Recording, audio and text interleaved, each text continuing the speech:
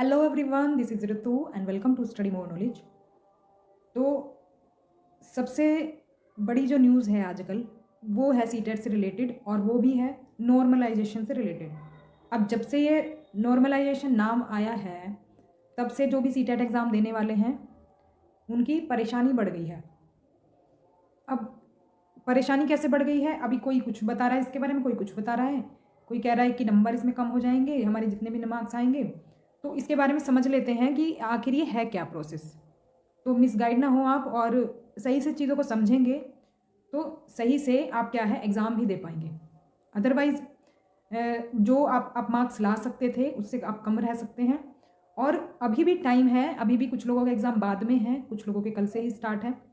तो जिन लोगों के एग्ज़ाम में भी टाइम है उनको थोड़ा सा और टाइम मिल जाएगा और अच्छे से प्रिपरेशन करने का।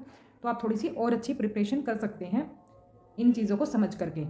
तो नॉर्मलाइजेशन के बारे में अगर बात करें तो नॉर्मलाइजेशन एक ऐसा प्रोसेस होता है जो ये आपके ऑनलाइन एग्ज़ाम से जब से होने लगे हैं तब से ये इसमें अप्लाई होने लगा है। और इसको अप्लाई क्यों किया जाता है, इसका एक रीज़न है बहुत बड़ा। जो ये ऑनलाइन एग्ज़ाम होते हैं इसमें इसको लागू करने का सबसे बड़ा रीज़न ये है कि ये एग्ज़ाम्स अलग अलग शिफ्ट्स में होते हैं, एक साथ नहीं होते सबके एग्ज़ाम। अब जो ऑफलाइन एग्ज़ाम होता है उसमें तो एक पेपर बन जाता है और एक ही दिन एग्ज़ाम हो जाता है सभी लोगों का। तो उसमें ना तो ये झंझट रहता है कि पेपर आसान आया या पेपर कठिन आया, अब जो भी आया वो सभी के लिए एक जैसा रहा।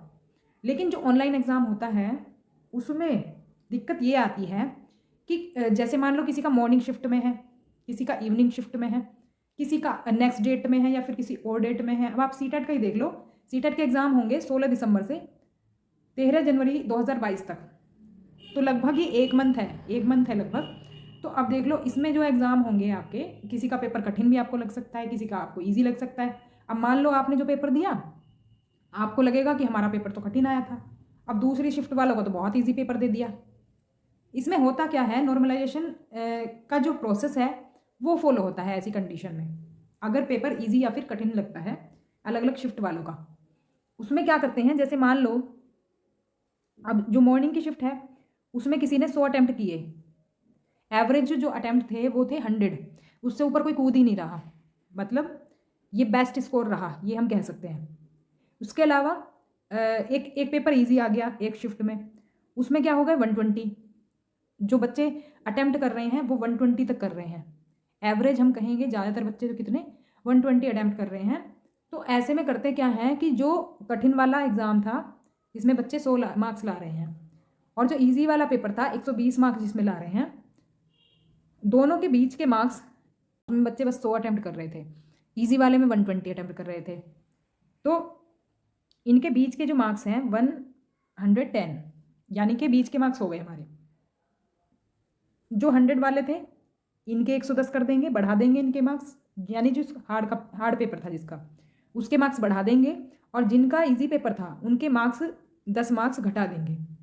तो एवरेज स्कोर जो निकल के आ जाएगा वो 110 निकल करके आ जाएगा। कहने का मतलब ये है जिनका इजी पेपर होगा उनके मार्क्स कम हो जाएंगे और जिनका डिफ़िकल्ट आया था उनके मार्क्स थोड़े से बढ़ जाएंगे। तो ये होता है नॉर्मलाइजेशन का प्रोसेस।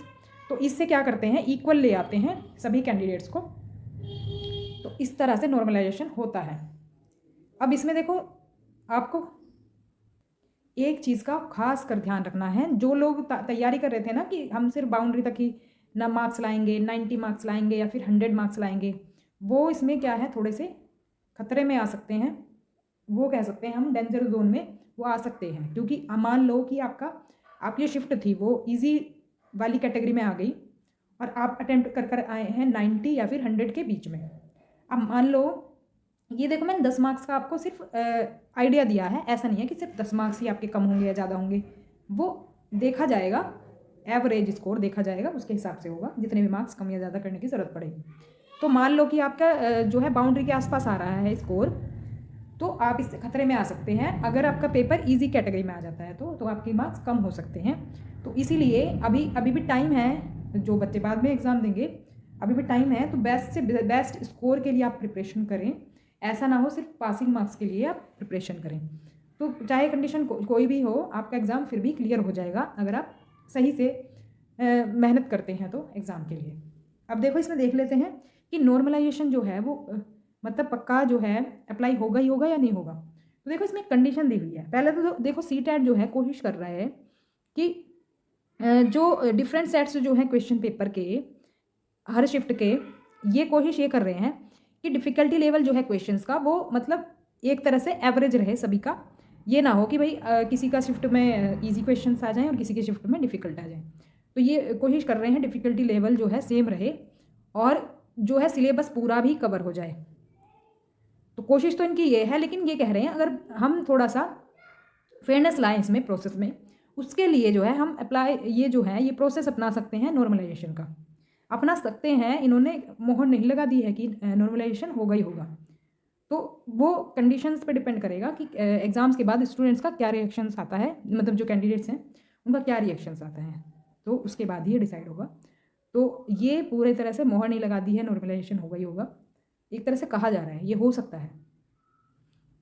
तो ये था all about normalization. I hope कि आपको सारी चीज़ें समझ में आ गई होंगी। तो ये ना सोचें कि बस हमें तो बस पासिंग मार्क्स लाने हैं। तो वैसे तो हर एग्ज़ाम में हमें ज़्यादा मार्क्स लाने की कोशिश करनी चाहिए, लेकिन इसमें क्योंकि पासिंग मार्क्स आपके थे 90 थे, तो कुछ लोग बस कुछ दिन पहले ही पढ़ते हैं और सोचते हैं पास तो हो ही जाएंगे, इसमें क्या करना है ज़्यादा मार्क्स ला करके। तो ऐसा नहीं सोचेंगे, अभी टाइम है, काफ़ी सारे लोगों के पास अभी टाइम है।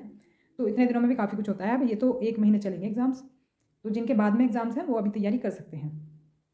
तो ये था इस आज की वीडियो में। वीडियो पसंद आई तो लाइक कर दें, शेयर कर दें और चैनल को सब्सक्राइब कर लें सीटेट से रिलेटेड और भी न्यूज़ के लिए, या फिर टीचिंग एग्जाम से रिलेटेड न्यूज़ के लिए, या फिर कंटेंट के लिए। तो चलिए मिलते हैं हमारी नेक्स्ट क्लास में। Thanks for watching.